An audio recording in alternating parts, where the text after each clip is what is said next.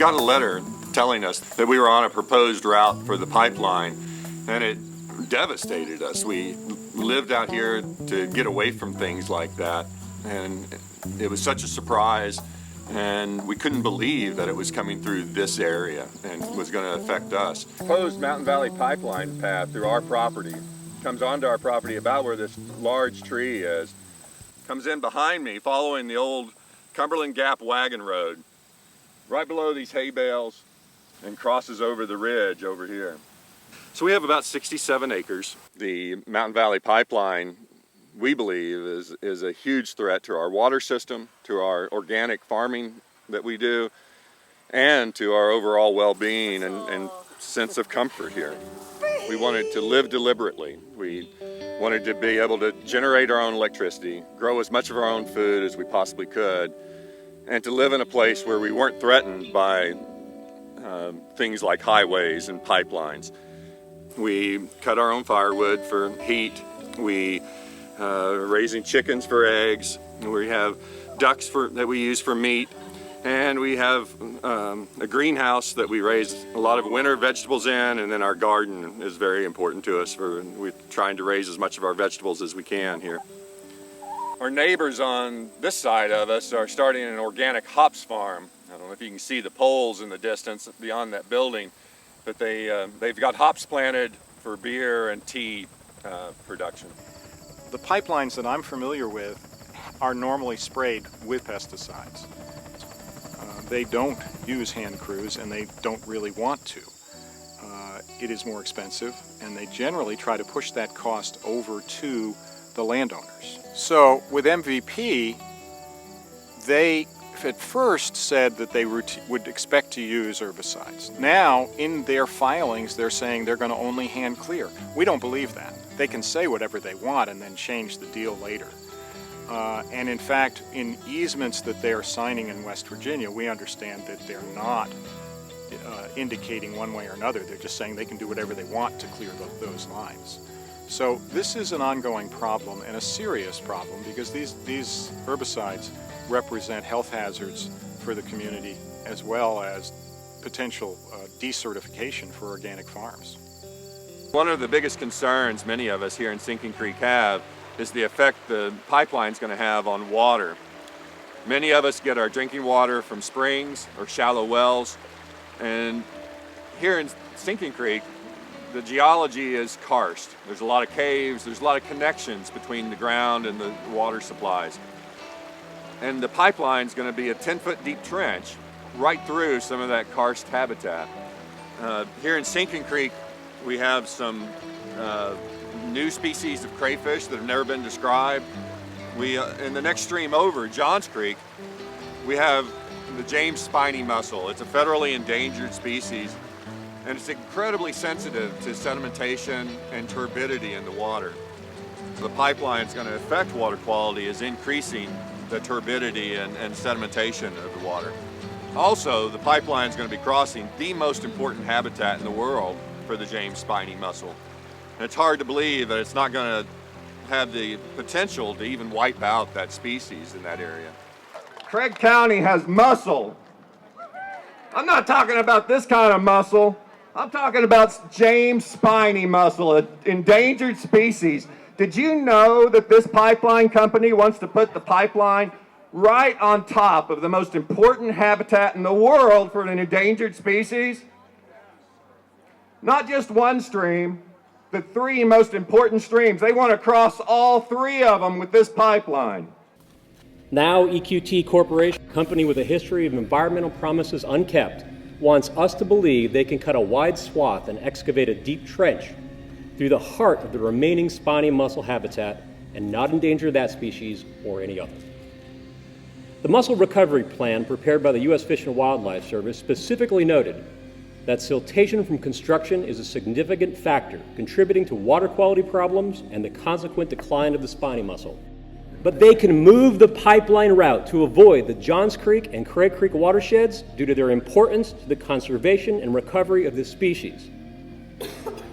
You know, that sounds like such a good idea that the U.S. Fish and Wildlife Service recently told MVP's environmental contractor exactly that. Move this pipeline.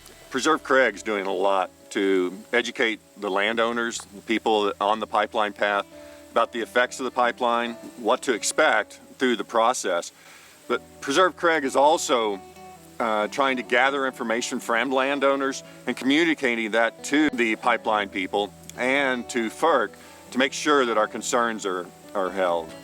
Did you know this pipeline company cares so little for the environment that they proposed putting a pipeline through National Forest Wilderness area? The Science Committee of Preserve Craig is submitting comments to FERC about the technical concerns on the pipeline and the effects that they should be taken into account. One of those comments was the fact that we had been able to obtain the criminal records of EQT, the primary managing partner of the pipeline company. MVP had to plead guilty to criminal charges in Pennsylvania and are still facing $2.5 million in fines. So why would a federal agency even accept an application from an environmental criminal? When we are working with organic farmers and with organic input companies to see if they comply with the National Organic Program, it's one of the first questions that's often asked by the certifiers. Are you in compliance with all federal and state laws? MVP would not pass that first question. So we've asked the FERC, why don't they pre-qualify these applicants? We don't believe this application should have ever been accepted. The pipeline will provide no benefit to this region and will endanger health, the natural resources, the water quality, the cultural values, tourism, property values, and citizen safety. We ask that FERC take all actions necessary to protect our land, our rights, and our welfare by opposing this and any other transmission pipeline through Craig County. I respectfully request in the strongest possible way that the FERC demand a thorough and exhaustive response to these items.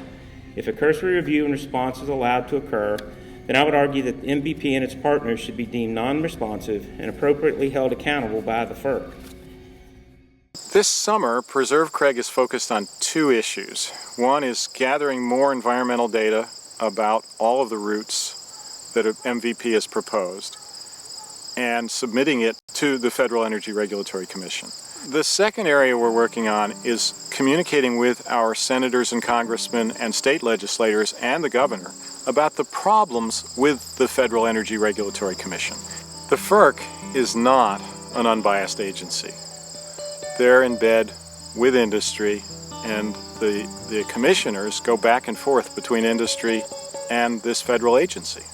And we have written several detailed papers about that and are asking for an investigation, including Senate hearings. The underlying problem with all of these pipelines is that the National Gas Act basically empowers the federal government and the FERC to just build these things regardless of what the public thinks.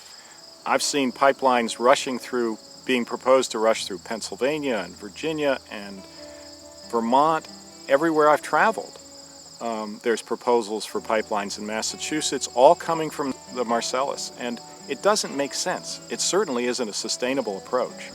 And the National Gas Act needs to be looked at. There needs to be public hearings to review our energy policy. It appears that the fossil fuel industry bought Congress to pass this law and force our policy. Now, some of those policies are, based upon the idea of domestic energy and not relying on the Middle East and being able to even export energy. But that's still not sustainable. It's not the way we should be going, and it certainly isn't in the public interest in the long run. Stop the process, slow it down, and really complete, among other things, a viable economic analysis of the true costs and the benefits of this and other projects that you might be considering. At a minimum in Craig County, this pipeline will devalue, jeopardize almost 6,000 acres, and that's just the blast zone alone. Everything is on hold in our county. The proposed routes will affect the cultural sense of place for Craig County residents. Yeah, it's hard to explain how it makes you feel and how horrible it is to know that you're going to have that they can put a 42-inch natural gas pipeline in your backyard, and what that means to everything you thought you had in life.